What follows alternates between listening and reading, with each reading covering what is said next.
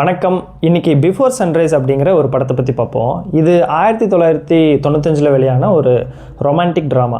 இந்த படத்துடைய director Richard லேங்க்லேட்டர். அவர் வந்து படம்லாம் எடுக்கிறதுக்கு முன்னாடி ஒரு ட்ராவல் ஒன்று போகிறாரு. அங்கே ட்ராவல் போன பக்கத்தில் ஒரு சின்ன ஒரு டாய் ஷாப்பில் ஒரு பொண்ணை மீட் பண்ணுறாரு. அவங்க பேர் வந்து எமி. ரெண்டு பேரும் சும்மா பேச ஆரம்பிக்கிறாங்க. ரெண்டு பேருக்குள்ளே ஒரு நல்ல ஒரு கனெக்ட்டு. ஸோ அந்த கான்வர்சேஷன் வந்து ரொம்ப நேரம் போகுது. அதுக்கப்புறம் ரெண்டு பேரும் என்ன டிசைட் பண்ணுறாங்கன்னா, அன்றைக்கி நைட் ஃபுல்லாக அந்த சிட்டியவே நம்ம ரவுண்ட் அடிப்போம், சும்மா நடப்போம், நிறைய விஷயங்கள் பேசுவோம் அப்படின்னு சொல்லி ரெண்டு பேரும் டிசைட் பண்ணி போகிறாங்க. பேசி முடித்து அடுத்த நாள் காலையில் வந்து பிரிஞ்சு போகிற டைமில் வந்து ஒருத்தர் ரொம்ப பிடிச்சிருது. ஆனால் வந்து அவங்க ஊருக்கு போக வேண்டிய ஒரு சூழல். இந்த டைமில் என்ன பண்ணுறாங்கன்னா, ஓகே 6 மாதம் கழித்து இதே இடத்துல நம்ம சந்திப்போம் அப்படின்னு சொல்லிட்டு போகிறாங்க. 6 மாதம் கழித்து ரிச்சர்ட் அங்கே போகிறாரு. அந்த பொண்ணு வரவே இல்லை. அதுக்கப்புறம் அந்த பொண்ணை தேடுறாரு. எங்கே தேடியுமே அவங்க கிடைக்கவே இல்லை. ஸோ இந்த இன்சிடெண்ட்டை பேஸ் பண்ணி தான் அவர் இந்த படம் எடுக்கிறாரு. இந்த படம் எடுத்தும் கூட அந்த பொண்ணு வந்து அவரை பார்க்க வரல. அதுக்கப்புறம் தேடிட்டே இருக்கார். அதுக்கப்புறம் தான் அந்த பொண்ணுக்கு என்னாச்சு அப்படிங்கிற ஒரு விஷயம் அவருக்கு தெரிய வருது. அந்த பொண்ணுக்கு என்னாச்சுங்கிறத வந்து நம்ம இந்த வீடியோவோட எண்டில் பார்ப்போம். இப்போ வந்து நம்ம இந்த படத்தை பற்றி பேசுவோம். படத்தோட ஆரம்பத்தில் ஒரு ட்ரெயினை காட்டுறாங்க. ட்ரெயினில் நிறையா ட்ராவலர்ஸ்லாம் இருக்காங்க. நம்ம படத்தோடைய ஹீரோயின் சிலைன் வந்து ஒரு ஜன்னல் ஓரமாக உட்காந்து புக்கு படிச்சுட்ருக்காங்க. படத்தோடைய ஹீரோ வந்து அங்கேருந்து ஒரு 2-3 சீட்டு தள்ளி புக்கு படிச்சுட்ருக்காரு. அவர் பேர் வந்து ஜெஸ்ஸி. திடீர்னு நம்ம சிலைன் பக்கத்தில் இருந்த 2 கப்புள்ஸ், அவங்க வந்து ஒரு மிடில் ஏஜ்டு கப்புள்ஸு. ஸோ 2 பேரும் திடீர்னு ஒருத்தரை பயங்கரமாக திட்டிக்கிறாங்க. அது வந்து புக்கு படிச்சிருக்கவங்களுக்கு ரொம்ப டிஸ்டர்பன்ஸாக இருக்குதுன்னு சொல்லிட்டு நம்ம ஹீரோயின் வந்து எந்திரிச்சு போய் வேறு பக்கம் உட்காடுறாங்க. அதுக்கு ஆப்போசிட்டில் நம்ம ஹீரோ உட்காந்துருக்காரு. ஸோ அதுக்கப்புறம் வந்து 2 பேருக்குள்ள ஒரு கான்வர்சேஷன் ஸ்டார்ட் ஆகுது. பயங்கர இன்ட்ரெஸ்டிங்காக பேசிக்கிறாங்க. திடீர்னு பார்த்தா நம்ம ஹீரோ இறங்க வேண்டிய இடம் வருது. ஸோ இறங்க போகிறதுக்கு முன்னாடி ஹீரோ வந்து ஹீரோயினை பார்த்து கேட்குறாரு, எனக்கு உங்கள் கூட பேசிட்டு இருந்தது ரொம்ப பிடிச்சிது. ஸோ வரீங்களா, நம்ம 2 பேரும் சேர்ந்து இந்த சிட்டியில் சும்மா ஒரு வாக் மாதிரி போவோம். எனக்கு நாளைக்கு காலையில் தான் வந்து ட்ரெயின். நம்ம பேசிகிட்டு இருந்த விஷயம் வந்து எனக்கு பயங்கர இன்ட்ரெஸ்டிங்காக பட்டுச்சு. எனக்கு வந்து இந்த கான்வர்சேஷன் கண்டினியூ ஆகணும்னு தோணுது. ஸோ வரீங்களா அப்படின்னு சொல்லி ஹீரோயினை பார்த்து கேட்குறாங்க. ஹீரோயின் வந்து பயங்கரமாக யோசிக்கிறாங்க. ஹீரோயினுக்கும் ஹீரோ பிடிச்சிருக்கு.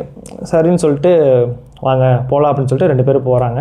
அதுக்கப்புறம் அந்த கதை நடக்கிறது வந்து வியட்நாமில் சிட்டியில். ஸோ அந்த ஏரியாவில் எங்கெங்கேயோ போகிறாங்க. அந்த சிட்டியில் நிறைய இடத்துக்கு போகிறாங்க. நிறையா விஷயங்களை பற்றி பேசிக்கிறாங்க. லவ் பற்றி பேசிக்கிறாங்க, பேரண்ட்ஸ் பற்றி பேசிக்கிறாங்க, ரிலீஜியன், காடு, பாலிட்டிக்ஸ், உலகத்தில் என்னெல்லாம் டாபிக் இருக்கோ அந்த எல்லா டாப்பிக்கை பற்றியுமே வந்து அவங்க பயங்கரமாக பேசிக்கிறாங்க. ஒரு நல்ல கான்வர்சேஷனாக போகும்போது அவங்க 2 பேருக்குள்ளே ஒரு சின்ன ஒரு டீல் மாதிரி ஒன்று வச்சுக்கிறாங்க. அது என்னென்னா, நாளைக்கு மார்னிங் சன்ரைஸ் ஆகிற வரைக்கும் தான் நம்ம ஒன்றா இருப்போம். சன்ரைஸுக்கு அப்புறம் நீங்கள் யாரோ நான் யாரோ, அதுக்கப்புறம் நம்ம கான்டாக்ட் பண்ணிக்கவே கூடாது அப்படிங்கிற ஒரு கண்டிஷன் 2 பேருக்குள்ளேயும் வச்சுக்கிறாங்க. ஸோ இப்படி அந்த கண்டிஷன் போட்டவங்க படம் முடியும் போது நம்ம 2 பேரும் 6 மாதம் கழித்து மீட் பண்ணணும், இதே இடத்துல வந்துருங்க அப்படின்னு சொல்லிட்டு பிரிஞ்சு போகிறாங்க. ஸோ ஸ்டார்டிங்கில் இப்படி கண்டிஷன் போட்டவங்க எண்டில் எப்படி மறுபடியும் மீட் பண்ணணும் அப்படின்னு டிசைட் பண்ணுறாங்க. அந்தளவுக்கு எப்படி இவங்க 2 பேருக்குள்ளே நெருக்கம் ஆகுது அப்படிங்கிற விஷயத்தை நோக்கி தான் நகருது இந்த படத்துடைய கதை. படத்துடைய ஃபஸ்ட்டு சீன்லேயே வந்து கதை ஆரம்பிச்சிருது.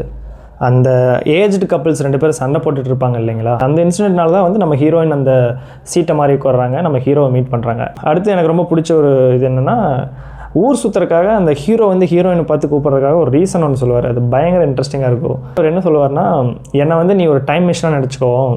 இப்போ வந்து நீ ஒரு ஃப்யூச்சரில் இருக்க. ஃப்யூச்சரில் உன் ஹஸ்பண்டோட மேரேஜ் ஆகி வாழ்ந்துட்டுருக்க. எப்போயாச்சும் ஒரு நாள் ஏன்டா அவனை கல்யாணம் பண்ணிக்கிட்டோம் அப்படின்னு உனக்கு தோணும். அதே டைமில் நிறையா பேர் பெட்டரான ஆட்கள் இருந்தாங்க, அவங்கள கல்யாணம் பண்ணியிருக்கலாமே அப்படிங்கிற ஒரு விஷயம் உனக்கு கண்டிப்பாக தோணும். ஸோ இன்றைக்கி நீ வந்தன்னா அந்த பெட்டரான ஆட்கள் லிஸ்ட்டில் வந்து நான் முதல் இடத்துல இருப்பேன். ஸோ அந்த மாதிரி ஒரு சூப்பரான மெமரியை நம்ம க்ரியேட் பண்ணலாம் அப்படின்னு சொல்லிட்டு ஹீரோ சொல்லுவார். அதில் இம்ப்ரெஸ் ஆகி தான் வந்து ஹீரோயின் வந்து போயிடுவாங்க.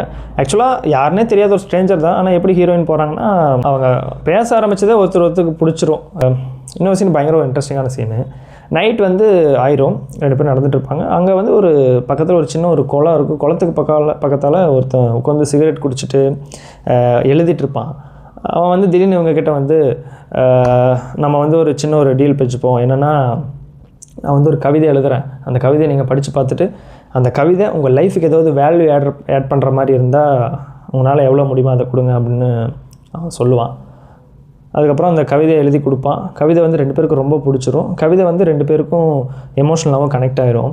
ஸோ அதுக்கப்புறம் 2 பேரும் சேர்ந்து காசை அவன்கிட்ட கொடுத்துட்டு கிளம்பிடுவாங்க. ஸோ இந்த சீன் ரொம்ப அருமையான ஒரு சீன். அதுக்கப்புறம் 2 பேரும் வந்து தூங்க போகிற டைமுக்கு முன்னாடி திடீர்னு ஹீரோயின் வந்து ஒரு விஷயம் கேட்பாங்க. என்னென்னா, எனக்கு வந்து ரெட் வைன் குடிக்கணும்னு ஆசையாக இருக்குது அப்படின்னு சொல்லி கேட்பாங்க. ஹீரோக்கு வந்து என்ன பண்ணுறதுனே தெரியாது, கையில் சுத்தமாக காசு இருக்காது. அதுக்கப்புறம் ஒரு பார்க்குள்ளே போய் ஹீரோயினை கூப்பிட்டு போயிட்டு தன்னோட மொத்த சுச்சுவேஷனையும் வந்து அந்த ஹீரோ வந்து சொல்லுவான். நாளைக்கு அப்புறம் நான் அந்த பொண்ணை பார்க்கவே முடியாது. ஸோ இதுதான் எங்களுடைய லாஸ்ட் டே. ஸோ எனக்கு வந்து நீங்கள் ரெட் வைன் கொடுத்தீங்கன்னா நான் ஊருக்கு போய்ட்டு உங்களுக்கு நான் அமௌண்ட் அனுப்பிச்சிட்றேன் அப்படின்னு ஹீரோ வந்து சொல்லுவார். அந்த கடைக்காரர் வந்து அங்கேயும் பார்த்துட்டு ரெட் வைன் கொடுத்துருவார். 2 பேரும் ரெட் வைன் எடுத்துகிட்டு வெளில வருவாங்க. அப்போ தான் வந்து ஹீரோயின் வந்து அங்கேருந்து 2-3 கிளாஸையும் திருடி பேக்கில் போட்டு வந்திருப்பாங்க. ஸோ அதுக்கப்புறம் வந்து இது மொத்தத்துக்கும் சேர்த்து வந்து நீங்கள் அமௌண்ட்டு அனுப்பிச்சிரு அப்படின்னு சொல்லிவிட்டு ஹீரோயின் சொல்லுவாங்க. அதுக்கப்புறம் 2 பேரும் ஒயின் குடிச்சிட்டு நைட்டு படுத்து தூங்கிட்டு காலைல எழுந்திரிப்பாங்க. காலைல எந்திரிக்கவே அவங்க 2 பேரும் வந்து ரொம்ப சோகமாகவும் அவங்களுக்கு ஒரு டிப்ரெஸ்டு ஃபீலிங்லேயே தான் இருப்பாங்க. 2 பேருக்குள்ளே மனசில் தோன்றது ஒரே ஒரு விஷயந்தான். என்னென்னா வந்து ஸோ 2 பேரும் ஒருத்தர் ஏதோ ஒரு விஷயம் சொல்லிக்கணும் அப்படின்னு நினச்சிட்டே இருப்பாங்க. ஆனால் அவங்களால சொல்லிக்கவே முடியாது. ஸோ ட்ரெயின் ஏறுற கடைசி நிமிஷத்தில் தான் வந்து ஹீரோவும் சொல்லிப்பாங்க, நாம் வந்து இதுக்கப்புறம் மீட் பண்ணவே கூடாதுன்னு டிசைட் பண்ணோம் இல்லையா, அந்த ரூல்ஸை மட்டும் பிரேக் பண்ணிக்கலாமா ப்ளீஸ் அப்படின்னு சொல்லிட்டு 2 பேரும் சொல்லுவாங்க. கண்ணெல்லாம் தண்ணி வரும். ஃபஸ்ட்டு ஹீரோ வந்து சொல்லுவார், ஓகே 6 வருஷம் கழிச்சு நம்ம வந்து மீட் பண்ணுவோமா அப்படின்னு சொல்லுவார்.